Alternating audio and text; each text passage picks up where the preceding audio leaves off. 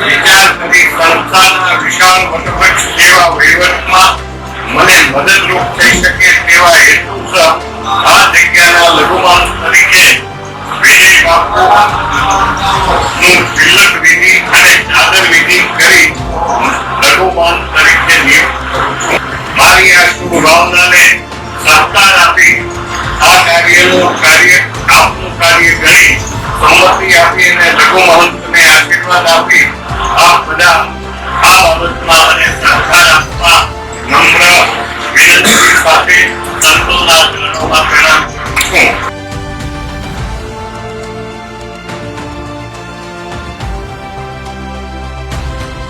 સત્તાધારની જગ્યાને લઈને દિન પ્રતિદિન વિવાદ વધી રહ્યા છે. જો કે આ તમામની વચ્ચે સત્ય એ છે કે મહંત વિજય ભગત કે જેમને જીવરાજ બાપુએ લઘુ મહંત બનાવ્યા હતા, જીવરાજ બાપુના નિધન બાદ વિજય ભગત એ સત્તાધારની ગાદીના ગાદીપતિ બન્યા. પરંતુ એમના પર આક્ષેપો કરી અને વિજય ભગતને જગ્યા પરથી હટાવવા માટે અનેક લોકો એક્ટિવ થયા છે. મહંત વિજય ભગત પર થતા આક્ષેપોમાં કેટલું સત્ય છે, કેટલું ખોટું છે એ તો આપા ગીગા જાણે, એ આપણને, મને કે કોઈને ખબર નથી. પરંતુ જે લોકો છે કે જે અલગ અલગ પ્રકારના આક્ષેપ કરી રહ્યા છે, સત્તાધારની જગ્યા પર આક્ષેપ કરી રહ્યા છે, જો કે આ તમામની વચ્ચે જે નરેન્દ્ર સોલંકી છે, જે આપા ગીગા ઓટલાના મહંત છે, એમણે કીધું કે મેં જ મહંત તરીકે વિજય ભગતની નિમણૂક કરવા બાપુને કહ્યું હતું. જો કે એની સામે સત્તાધારની જે યુટ્યુબ ચેનલ છે આપા ગીગાનો જે ઓટલાના મહંત છે તેની સામે સતનો આધાર સત્તાધાર એ યુટ્યુબ ચેનલ પર એક વિડીયો જાહેર કરવામાં આવ્યો છે અને જેની અંદર અનેક સંતો મહંતોની હાજરીમાં જે મહંત વિજય ભગત છે એમને સત્તાધારના મહંત જાહેર કરવામાં આવ્યા હતા. એટલે જે નરેન્દ્ર સોલંકીએ કાલે જે વાતો કરી હતી તેનો જવાબ એ સત્તાધાર દ્વારા આપવામાં આવ્યો છે. નમસ્કાર, આપ જોઈ રહ્યા છો ન્યૂઝ રૂમ. હું છું કિશન.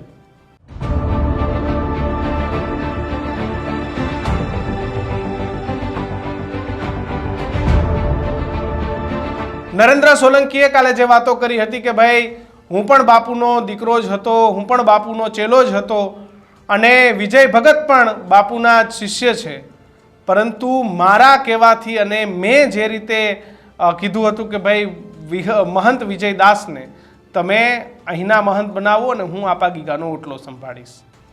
જોકે આની સામે એક વિડીયો જાહેર કરવામાં આવ્યો છે કે જેમાં પૂજ્ય વલ્કુ બાપુ સહિત અનેક જે સંતો છે, શેરનાથ બાપુ સહિતના અનેક સંતોની હાજરીમાં બાપુનું વિલ વાંચવામાં આવે છે.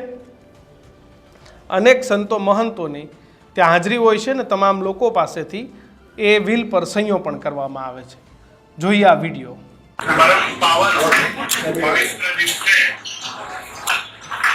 ધર્મની કાયા રીતે આપણા સંતોના હાજરીમાં આજે જીવરાજ ભવનનું ઉદ્ઘાટન સંપન્ન થયું. સાથે સાથે બ્રહ્મલીન સ્વાગત લઘુમાન શ્રી જગદીશ બાપુનો વજ્રોત્સવ નિમિત્તે આપણે બધા જયારે એકત્રિત થયા છીએ ત્યારે પૂજ્ય જીવરાજ બાપુની ભાષાને હું શબ્દ રૂપે આપની પાસે વર્ણવું. પરમ શ્રદ્ધેય સંતો, આચાર્યો, ભક્તો અને આવંતિક સેવકો સર્વેને આવકારતા આનંદ અનુભવું છું અને સંતોના ચરણોમાં પ્રણામ કરું છું.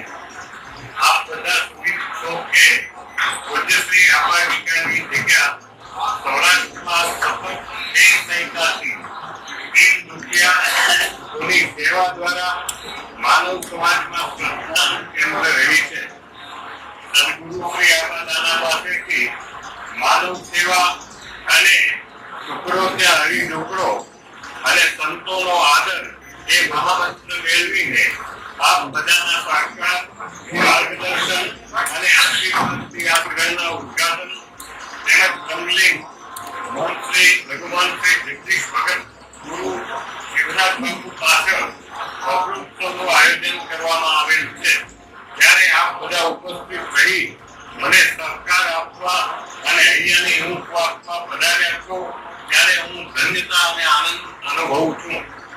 સાથે સાથે આપ બધા પાસે અને ગુરુગાદીના મહંત શ્રી વસ્તુબાપુ પાસે મારા હૃદયની ઈચ્છા વ્યક્ત કરું છું કે મને હવે ઉંમર થવાથી આ વિશાળ વટવૃક્ષની સંસ્થાના પહોળા વહીવટમાં એકલા હાથે દરેક ક્ષેત્રે સંભાળવું જે મારા ઉંમરને કારણે અઘરું પડે છે.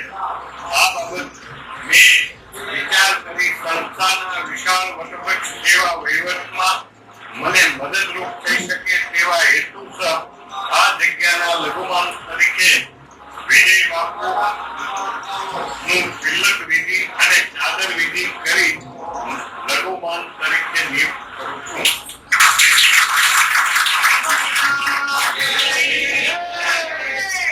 આપ બધા મારી આ શુભ ભાવનાને સહકાર આપી આ આપનું કાર્ય ગણી સંમતિ આપી અને લઘુ મહંતને આશીર્વાદ આપી આપ બધા આ બાબતમાં મને સહકાર આપવા નમ્ર વિનંતી સાથે સંતોના ચરણોમાં પ્રણામ કરું છું.